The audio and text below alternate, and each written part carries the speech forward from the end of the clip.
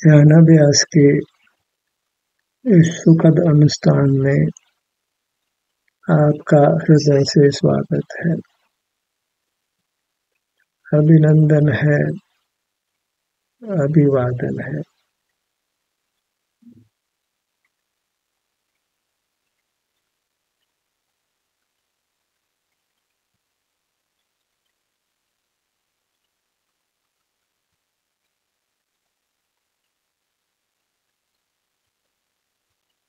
ध्यानाभ्यास के लिए कृपया अपने नेत्रों को बंद कर लीजिए।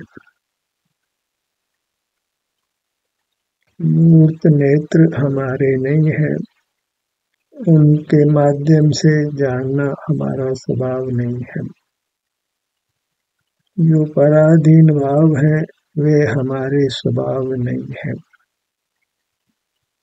अनादि से ये जीव प्राप्त मूर्त शरीर से नाना शक्तियों को प्राप्त करता है और उनको अपना स्वभाव मान लेता है और उन शक्तियों का उपयोग करता है। ये सभी शक्तियां बहिर्मुखता में उपयोग में ली जाती है और सुख बाहर नहीं है। जीव सुख स्वरूप है, अपने में रहकर सुख भोग सकता है और अपने में नहीं रहता है तो फिर सुख भी नहीं भोग सकता है, फिर दुखी ही रहता है। सुख की कामना है तो उसको अपने में रहना है। सिर से पैरों तक उसका अपना विस्तार है, अपना स्वरूप है, वही उसको रहना है। वह रहना स्वाधीन है, उसमें मूर्त शरीर मूर्त इंद्रियों की सहायता नहीं है। और जब अपने में रहता है तो उसकी स्वाधीन शक्ति भोगने में आती है। ज्ञान बल आदि जीव की स्वाधीन शक्तियां नहीं है, इसलिए अपने में रहकर उनका भोग भी नहीं होता है। अपने में रहते हुए वह किसी बाह्य पदार्थ को नहीं जानता है, कोई शारीरिक शक्ति का उपयोग भी नहीं कर सकता है, क्योंकि वे उसकी स्वाभाविक शक्तियां नहीं है। और जो स्वाभाविक शक्तियां नहीं है उनको उपयोग में नहीं लेना है, क्योंकि उनको उपयोग में लेने के लिए उसको बहिर्मुख होना होता है और उसका सुख बाहर नहीं है। उसको अपने में रहकर अपनी सुख शक्ति को ही भोगना है और अपने में रहना सुगम है, क्योंकि वह स्वाधीन है। जहाँ बाहर नहीं है, मूर्त से ईसाई से प्राप्त शक्तियों का उपयोग नहीं करता है, तो वह अपने में ही रहता है और उसको अपने सुख का भोग होता है। जीव अपने में केवल सुख को पाता है, बहिर्मुख रहकर ही उसको ज्ञान और बल आदि नाना वैभाविक शक्तियां मिलती है और वह उन शक्तियों का उपयोग करता है और अपने सुख से वंचित रहता है। और जो ज्ञान बल आदि शक्तियां मूर्त से की सहाय से प्राप्त होती हैं, उनको यह अपना स्वभाव मानता है और स्वच्छंदता से उन शक्तियों को उपयोग में लेता हुआ बहिर्मुख रहता है, अपने सुख से वंचित रहता है।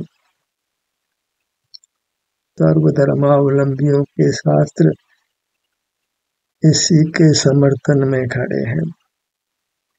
सभी जीव को अनंत ज्ञान वाला अनंत बल वाला मानते हैं। ये बेचारा जीव करे तो क्या करे। जिनसे देशना प्राप्त होती है उनसे ही मिथ्या देशना मिलती है। उसको उसकी स्वाभाविक शक्ति का परिचय नहीं कराया जाता। उसकी स्वाभाविक शक्ति केवल सुख है, जो उसको अपने में रहकर अनुभव में आती है, और अपने में रहना ही स्वाधीन है। बहिर्मुख रहने के लिए तो इंद्रियादि की पराधीनता है।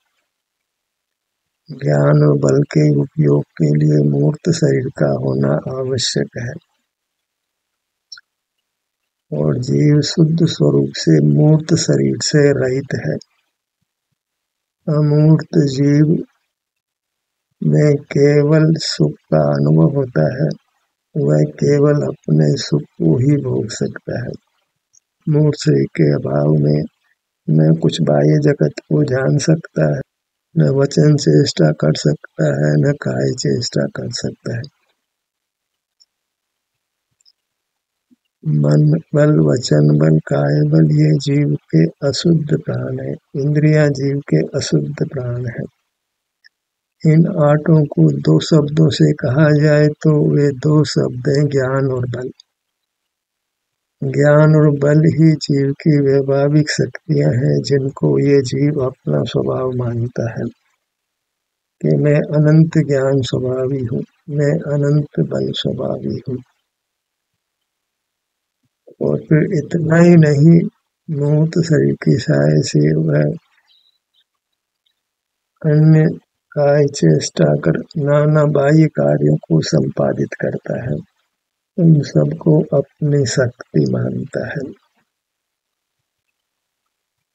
और उन सब कार्यों में पराधीनता रहती है, अपने मूर्त शरीर की भी और बाह्य मूर्त पदार्थों की भी।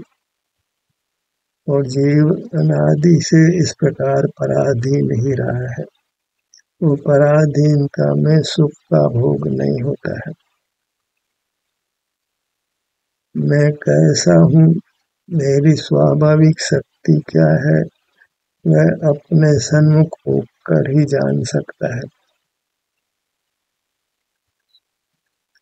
वो अपने ध्यान को सिर से पैरों तक लाइए, जितना आपका विस्तार है, जितना आपका द्रव्य है, और खोजिए कि यहाँ क्या क्या शक्ति आपके अनुभव में आती है।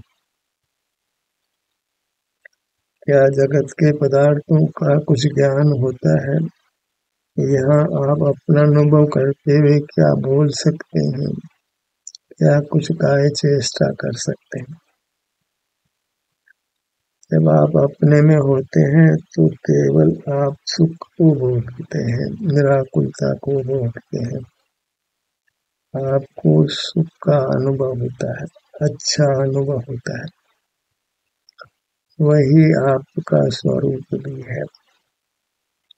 विश्व के सारे शास्त्र क्या कहते हैं, सारा जगत क्या कहता है, तो हमको उनके आलंबित नहीं होना है। वह सब परावलंबन है। स्वावलंबन से ही अपना स्वरूप निर्धारित करिए। मैं क्या हूँ, कैसा हूँ, इसको जगत से नहीं पूछना है, किसी आगम से भी नहीं पूछना है। अपने पास जाकर जान लीजिए कि आप कितने हैं और कैसे हैं। अपना परिचय भी कोई दूसरा दे, ये हास्यास्पद है। मैं कौन हूँ, इसको आगम से जानना पड़े, ऐसी पराधीनता नहीं है। गुरु से जानना पड़े, ऐसी पराधीनता नहीं है। कोई भगवान की दिव्य ध्वनि सुननी पड़े, सो पराधीनता नहीं है। अपने स्वरूप को जानने के लिए हो तो अनुभव करने के लिए हमें देव शास्त्र गुरु के आश्रित नहीं होना है। अपना परिचय हम स्वयं स्वाधीनता से पा सकते हैं, और सुख अपने परिचय से है। फिर किसी देव शास्त्र गुरु की आवश्यकता भी नहीं है। दुख पर परिचय में है, निज परिचय में कोई दुख नहीं, सुख ही है, क्योंकि जीव सुख स्वरूप है।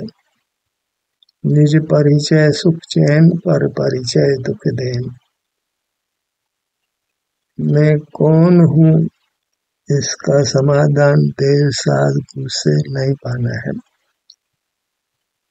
अपने पास जाइए और जान लीजिए कि आप कौन है, कैसे हैं, आपका स्वभाव क्या है, आपका विभाव क्या है, सब कुछ जाना जाता है। अपने दर्शन से, अपने अनुभव से सम्यक ज्ञान होता है, सच्ची समझ हो जाती है। यही समझ हो जाती है कि सुख अपना स्वरूप है। सुख के लिए बस बाह्य जगत की ओर नहीं देखना है, परावलंबी नहीं होना है, पराधीन शक्तियों को उपयोग में नहीं लेना है, ज्ञान और बल को उपयोग में नहीं लेना है। और अपने में रहने के लिए न ज्ञान की जरूरत है न बल की जरूरत है। यदि अपने को ज्ञान से जाना जाए तो फिर वो पराधीन, इंद्रिय ज्ञान की पराधीनता होती है और स्वरूप स्वाधीन होता है। स्वरूप की उपलब्धि स्वाधीनता से होती है। आपको पाने के लिए किसी भिन्न साधन की आवश्यकता नहीं है, बस भिन्न साधनों को छोड़ना पड़ता है। भिन्न साधनों से दुख ही मिलता है। पराधीन सपने सुख नहीं, ऐसा सारा जगत अनुभव करता है और स्वाधीनता में दुख नहीं है, ऐसा भी सारा जगत अनुभव करता है। वैसा स्वाधीनता को मनाता भी है। स्व को पहचान कर उसके अधीन रहिए और वह स्व सिर से पैरों तक विस्तार को प्राप्त है और संवेदन गोचर है।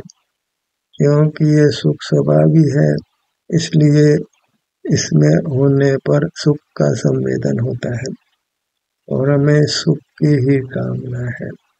तो अपने में रहकर सुखी रहिए। बाहर तो आग खुलता ही आग खुलता है, पल पल दुख है।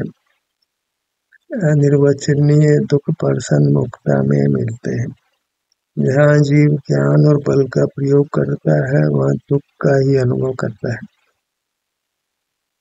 और जहाँ जीव ज्ञान और बल का उपयोग नहीं करता है तो सुख का ही अनुभव करता है। ज्ञान और बल के उपयोग में ही जीव अपने सुख स्वरूप से वंचित होता है, अपने सुख का अनुभव नहीं करता है।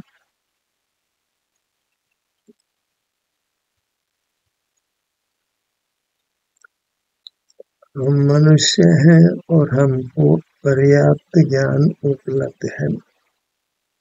अपने स्वरूप को जानने के लिए हमको देव साधु के आलम्बन की बिल्कुल आवश्यकता नहीं है, पराधीन नहीं होना है। देव शास्त्र की पूजा करते करते जीव ने अपने स्वरूप की महिमा खो दी है। पर की महिमा करते करते अपनी महिमा खो दी है और मोक्ष मार्ग अपनी महिमा से होता है, स्वानुभव अपनी महिमा से होता है। देव साध गुरु का अनुभव करना शक्य नहीं है और बिना अनुभव के मोक्ष मार्ग नहीं होता है। अनुभव स्वयं का होता है। धर्म के नाम पर परतंत्रता ये वस्तुतः अत्यंत आश्चर्यजनक है और खेदजनक भी है। लौकिकता में भले ही हम परावलंबी हों, क्योंकि वहाँ कोई स्वाधीनता का उपदेश नहीं है, पर धर्म के मार्ग में हम पराधीन हों तो इससे बड़ा कोई आश्चर्य नहीं, कोई खेद नहीं।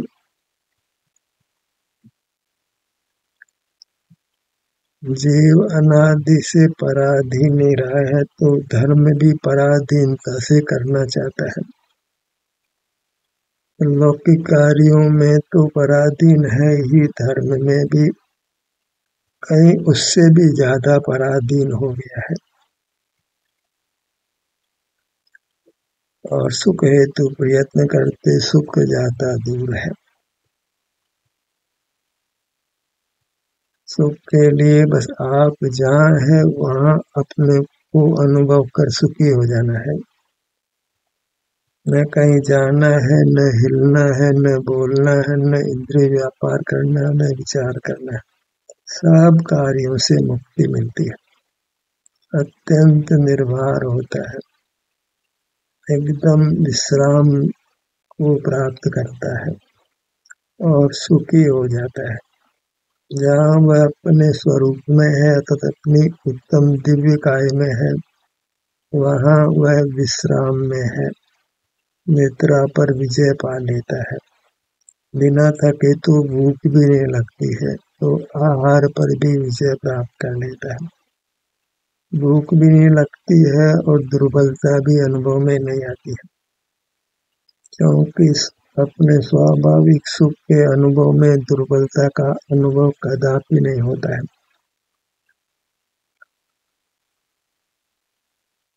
वो जब अपना अनुभव करता है तो जगत के ज्ञान की आवश्यकता भी बिल्कुल भाषित नहीं होती है। अब जगत से कुछ काम नहीं, मूर्त शरीर से भी कुछ काम नहीं, देव शास्त्र गुरु से भी अब किंचित भी काम नहीं।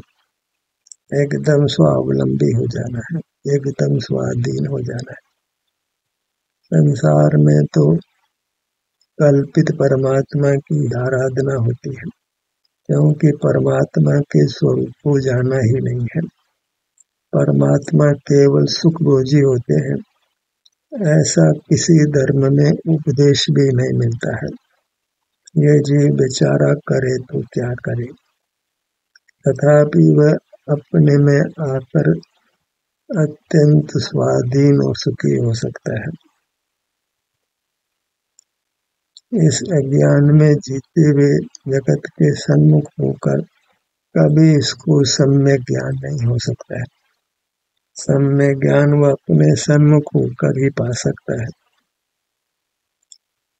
और सम्यक ज्ञान के साथ नियम से स्वरूप में प्रवृत्ति होती है और सुख का अनुभव होता है।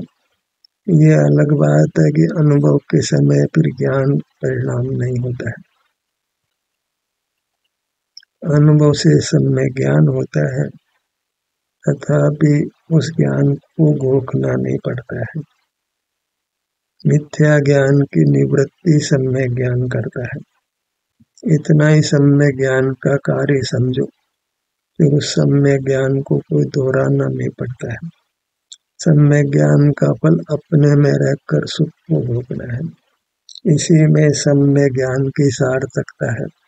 सम्यक ज्ञान के विकल्प ही करते रहें तो फिर उस जीव को सम्यक ज्ञान ही नहीं है। सम्यक ज्ञान जीव को निर्विकल्प करता है। जब ये समझ आ जाती है कि विकल्प करना स्वभाव नहीं, सम्यक ज्ञान भी स्वभाव नहीं, स्वभाव केवल सुख है, तो फिर वह अपने से युक्त रहकर सुख का अनुभव करता है। जो ज्ञान अर्जित करने का श्रम है उससे वह मुक्त हो जाता है।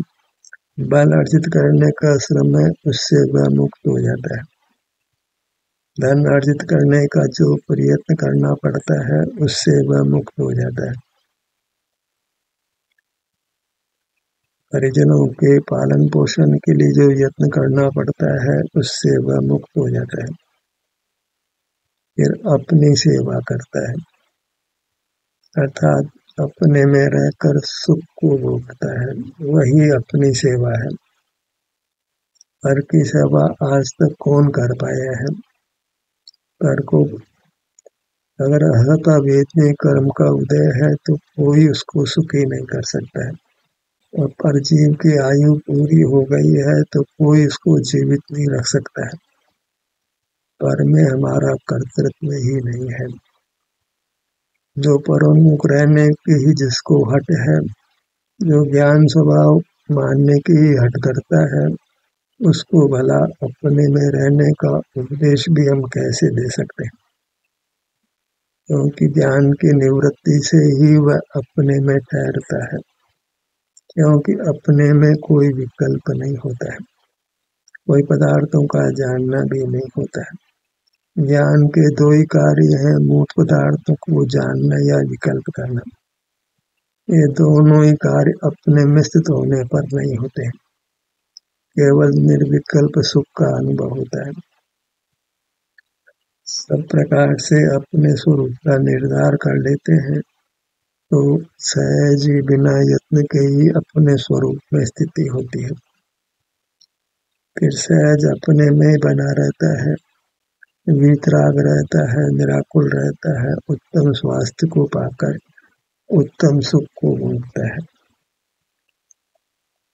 ध्यान को अपने मुखमंडल पर लाइए। यह तो सत्र के दौरान अपेक्षित ही था कि आप अपना अनुभव करते रहेंगे, एकांत सुनना नहीं है, क्योंकि नेत्रों को बंद किया है, कोई आई कांटेक्ट भी हम नहीं करते हैं। तो सुनने के इसी क्रम में बीच में हमको अपनी मूर्ति से युक्त होना है, एक कार के ड्राइवर की तरह जीना है, क्योंकि अभी कर्म के साथ संबंध है तो कुछ बहिर्मुखता अपरिहार्य होती है। उस बहिर्मुखता की धारा को निरंतर नहीं रखना है, उसको तोड़ना है, बीच बीच में बहिर्मुखता को तोड़कर अपने में आना है। और उससे बहिर्मुखता की निरंतरता जब टूटती है तो एक समय पूरी बहिर्मुखता भी नष्ट हो जाती है। फिर जीव अनंत काल अपने में ही रहता है और वही परमात्म दशा है, उसी को आदर्श बनाना है। ललाट के भाग पर आइए।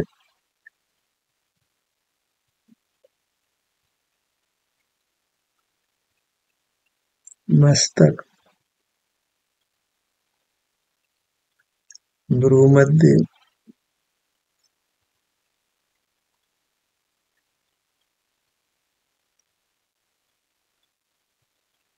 बायां नेत्र, दायां नेत्र, बायां कान। हर अंग का काफी विस्तार है तो आप हर अंग में भी विचरण करते हुए रह सकते हैं। दायां कान,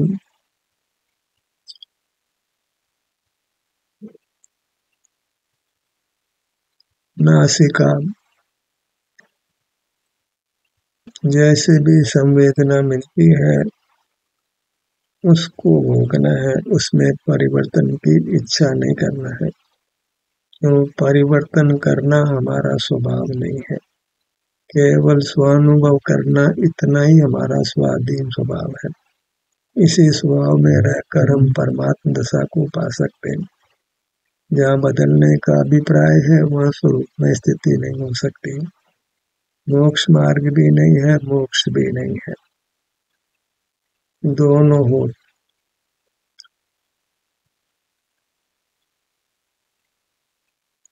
मुख के भीतर ऊपर की दंत पंक्ति, नीचे की दंत पंक्ति, जिह्वा, तालु, कंठ, ठुड्डी, बायां गाल, दायां गाल,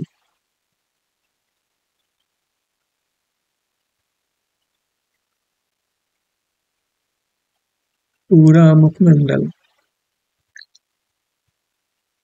गर्दन,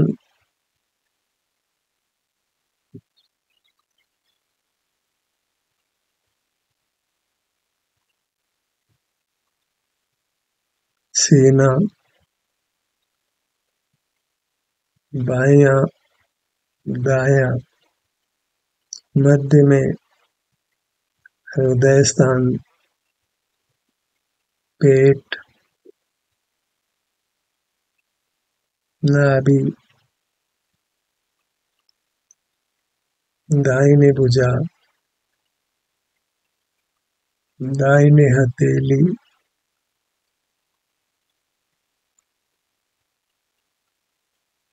पांचों उंगलियां, अंगूठा, तर्जनी, मध्यमा, अनामिका, छोटी उंगली, हथेली का पिछला भाग, कलाई,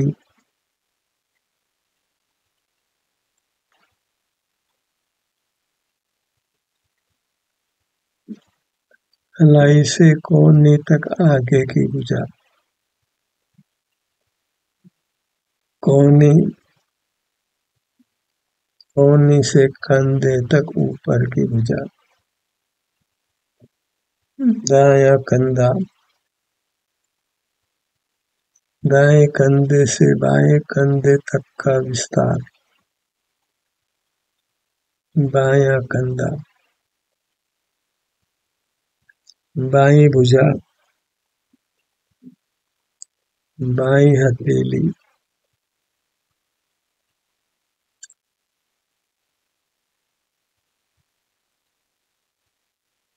पांचों उंगलियां, अंगूठा, तर्जनी, मध्यमा, अनामिका, छोटी उंगली, हथेली का पिछला भाग,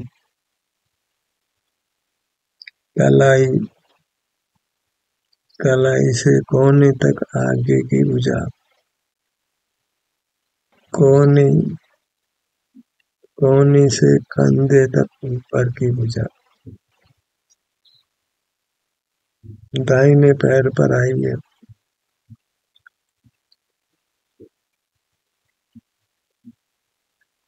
पगतली,